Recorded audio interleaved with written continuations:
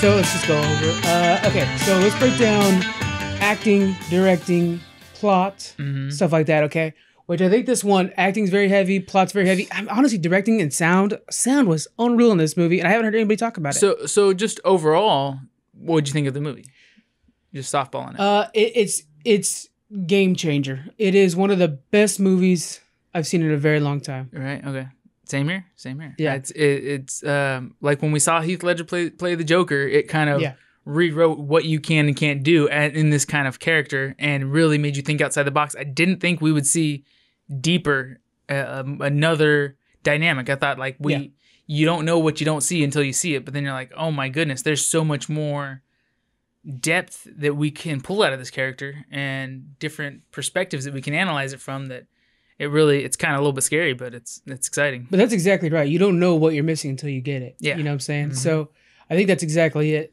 With this movie, to kind of give people an idea, it can't be said enough. This is not a superhero movie. No, yeah, not at all. Not at all. This is a deep dive into a man's psyche and its slow collapse over the course of the film. Yeah, it's a great analysis of humanity and society. Yeah, and our current state of society. How, of course. How we're just falling apart, and how we're not supporting those with mental health issues in a lot of ways.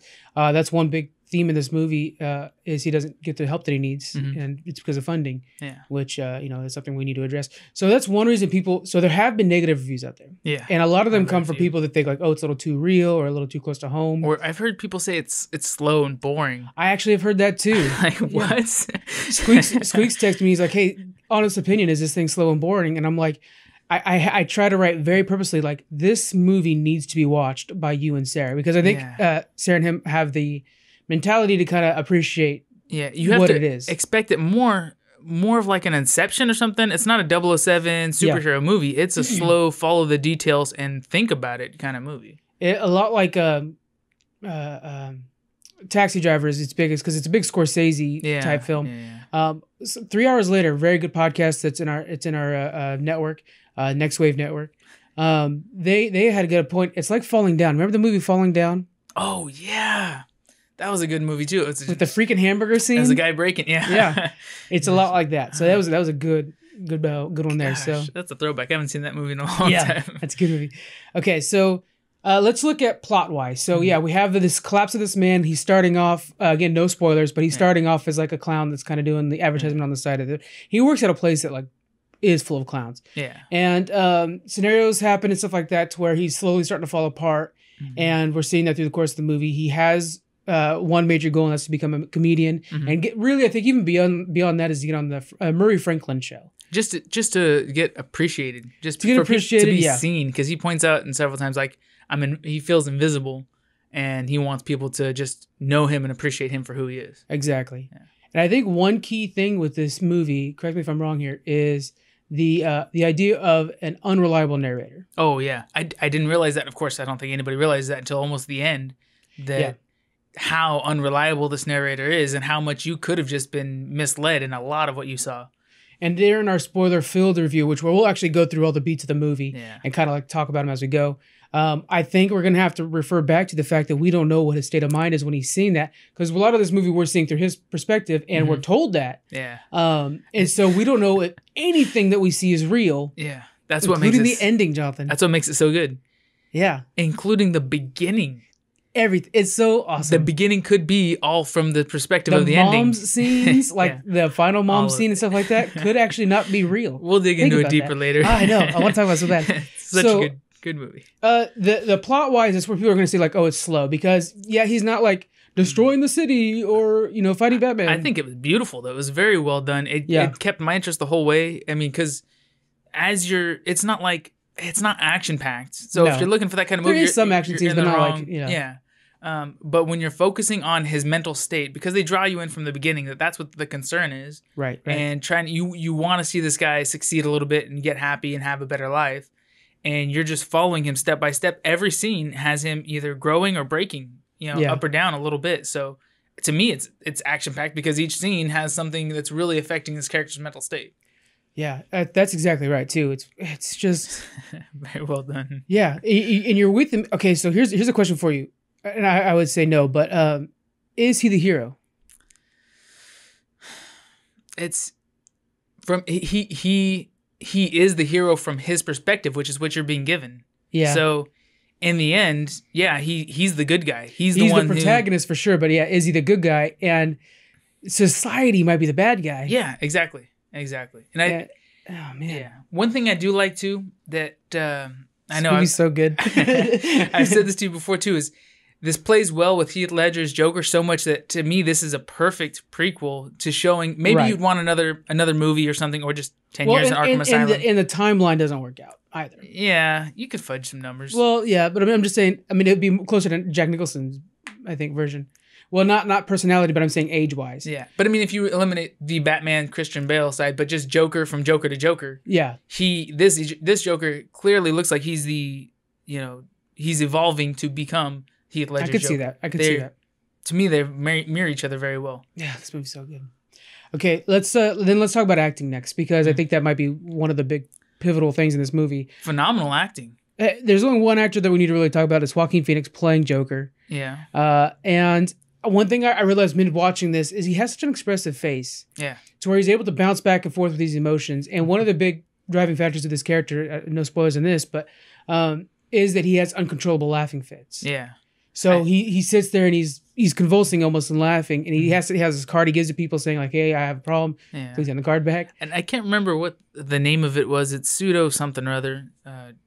Durbers, or it's an actual condition. Oh, whoa, way to get the fancy name and everything. I looked it up. I forgot it already. But it's an actual condition. Joker disease from here on out. That's the name of it now. Yeah, Joker disorder. Yeah. But what I seen online is it's more or less like Tourette's. It's a makes sense. Neurological disorder where in nervous or uncomfortable situations or whatever, instead of shouting out curse words like you would in Tourette's or having involuntary motor functions, you start laughing uncontrollably. Yeah. And so I like how in this movie they didn't make light of that. They didn't, pretend like this is he's just a funny guy that laughs all the time. No, this is a serious mental condition. So other people who have that out in the world, like I never knew this existed, but now maybe people who have that will, if you see somebody laughing uncontrollably somewhere, you're not just going to assume, oh, that guy's tweaking out on meth or crack or something, like he's acting stupid. He might actually have a disorder that now, it's kind of brought to light that these people, might be bettered by this or supported better by this. And one thing too is when you're watching him laugh, you're feeling bad for those moments. Yeah. You're sympathizing with a man laughing. It's so weird on your head. You can see that's another part of his acting that's so good, is you can see in those laughing fits several times that he is not laughing of joy. He is shameful, sometimes fearful, crying. A lot of times fearful. Yeah, crying, trying to hide his laughter. But it's like, imagine you busted out laughing at a funeral or something like that, and you can't stop yourself. Everybody's looking at you. People are so mad at you, but he's just like, I'm sorry, I can't stop, and he gives out the card and explains to people. But God, it's in his face, you see multiple emotions at once. It's so hard to not sympathize for him. Yeah. And yet, he is the Joker. Like, it's not like he's a good guy, but dang. But in the end, like you're saying, he's a victim of society, of where the society's going. And he, to an extent, is a hero by trying to break a broken wheel and forge or allow society to forge a new future, a different system. That's one thing, too, I think is because there's a lot of great reviews. Majority are great reviews, but there are negative reviews out there. And a lot of them, I think, might be that as like, we don't need this out of Joker. We don't need to have this conversation from a Joker movie. Like, why not? It's the only way people are going to pay attention to it. Perfect. If this was a movie that wasn't about Joker, it was just about a man with a mental collapse, it would probably be forgotten. Yeah. You throw the name Joker on this thing, and now people are actually going out to watch it because it's a Joker movie and having the following conversation. And God, do we not have a better time in our society that we need to start talking about mental health issues with all the great time. Shootings and stuff? Yeah, it's something where a violence and everything like that. It needs to be brought up, yeah. Okay, so next up, I think directing was done very well. Oh, yeah. I noticed cinematography-wise was really well done. We have some moments where the edits to where they do the quick cuts, which is something that we see in like a lot of British films, were done in moments where it was emotionally impactful. Yeah. And we have a lot of these scenes where he's like dancing, which we won't go into that until full spoilers. Yeah. But those scenes are almost, the way the camera moves is almost slow and dancing with him, and to where we're kind of like following his mood in those situations, which the music and the cinematography follow his mood changes. It just blows me away. Yeah, because you can imagine how odd and uncomfortable it would feel if you were watching his dancing from a security camera. Right. That would just seem so weird that he's the awkward, literally crazy guy, But when you're with him in his dancing and the music plays it together and his motions and stuff like that, you're like, you feel that emotional release that he's feeling, that is just completely unburdened right now. Yeah. And I think that's exactly what the director wanted to convey. So I think they did a really good job. I haven't seen a lot of people talk about the dancing, and to me, I think that's super important in the film. I think it's so important. I don't know. It's maybe they just assume it is what it is. He's just dancing like he's happy, but it's that slow. I don't know. Maybe we should get into it more in full spoilers. We'll go full spoilers, but yeah, it's pretty amazing. Score also, one important thing is it has these very heavy tones. It's like they carry a note and then they like sink into it and just sway back and forth with these notes.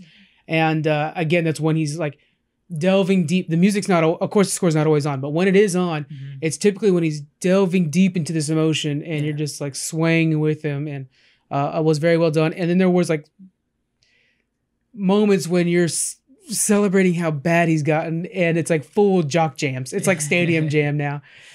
So it's pretty amazing. Okay, so what else we want to talk about this film before we get any spoilers in? Were you satisfied with the ending? I think the ending was perfect. Yeah. Because I think we'll go into spoilers, but I think it was an Inception ending. Yeah, it leaves so many possibilities, so many questions unanswered, and I love potential loopholes and stuff, and just like, oh my god. But if you were to watch it just pure surface value and not try to delve into theories or anything like that, what it could mean, it's still a really good closure ending. One thing I'm a little concerned about is we may not be close enough to really feel how this movie is. So for an example, if you're somebody who's struggling with this, you may see this movie as differently than we do. Like we see like, oh, it's making us talk about mental health. But I wonder for others if it's like, oh, we're not villains, or I don't know. That's the thing, is we're just not close enough to the situation. That's true. I could see that. People with mental health issues might see this as, oh, that's sad. That guy broke. You guys watched this guy come to the point of breaking, killing others and stuff. Yeah. And you're celebrating him. That's one thing that like DC's been, and the director have been very, Todd Phillips, I think the director was, are very adamant, like he's not the hero, guys. Yeah. Because there's a lot of people that are watching this and like, oh, what a tour de force and stuff like that. Like, hold on, guys, make sure you're paying attention because he's not the good guy. Yeah. And a lot like Falling Down, a lot like Taxi Driver, the main hero or the main protagonist of the movie is a bad guy. Yeah. Just like Sopranos, or not Sopranos, Scarface in a way. Yeah. So, okay. Anything else spoiler free? Let's go over our grades. I'm going to give this thing I want to go like 97. I hate to go so high. I know. I lose credibility when I do that. It's hard, but I'm in the upper 90s too. I'd say at least 95. I couldn't go less than 95. I couldn't go, I couldn't find enough negatives to just, or almost any negatives to justify bringing it below 95. I think the only thing that dips it down from like 100 is the fact that I think I just want more. And so it left it off saying that I don't think there will be another movie. I don't think there will be a sequel. I hope they do. I hope they find a way to. But I think they left it off to where it's so much better without it. And so we'll never get a sequel, I think. I think we'll get more Dark Label. Yeah. DC Darks. I wish they'd make a sequel. Yeah, we'll see. I don't know. I think they're open to it after the money that was made. Yeah. Just made some fat cash. But like you're saying, maybe them not making a sequel would be better for the audience, for the story. I would like to see just a bunch of one-offs. Give us Riddler. Give us Mr. Freeze. I mean, God, what a good movie that would be. Without tie them into the same world, without doing a Justice League or Marvel Avengers. Just a dude that's trying to save his wife and will do anything, including experiment on himself to try to save his wife. And then he just collapses and finally is angry at the world. And we see like a killer and stuff like that, but he's a man who's just like, I have to save my wife. And his drive would be amazing to watch. That'd be cool. It'd be cool to see multiple movies in the same Gotham. You could even have the same headlines in the backgrounds and stuff, occasional overlap. If you wanted to, connect them. But not bring them together for a multi-character movie because there's one star in each movie, and that needs to be whoever the movie's about. I also would like to see a Lex Luthor movie where we see this man. It'd be kind of like American Psycho, not even American Psycho, but a movie about like Wolf on Wall Street. Yeah. To where we're watching this like fiscally motivated person that we're kind of like rooting for them to kind of move up and they're like aggressive and stuff like that. Yeah. But I want like small tones of like xenophobe or something like or racism, just small tones out of them. Like That's weird that he said that kind of thing like that. Yeah. And then we later on find out when he finds out there's an alien that's protecting people that he doesn't like that guy. And we're like, oh, it's showing us this whole time that he's not cool with anybody that's not like him. Yeah. Like it'd be things where when you watch it again, you're like, oh yeah, his entire board is all white guys. Is that the reason he tries to get rid of Superman? Is because he's alien and not because he's got superpowers? His stated reason he tells everybody is because he thinks that humanity should be able to protect itself. There's like a lot of other things too. He just wants to make money. It sounds like he wants control. That's what he wants because he joins the Justice League over that. I mean, he just wants control. So, anyways,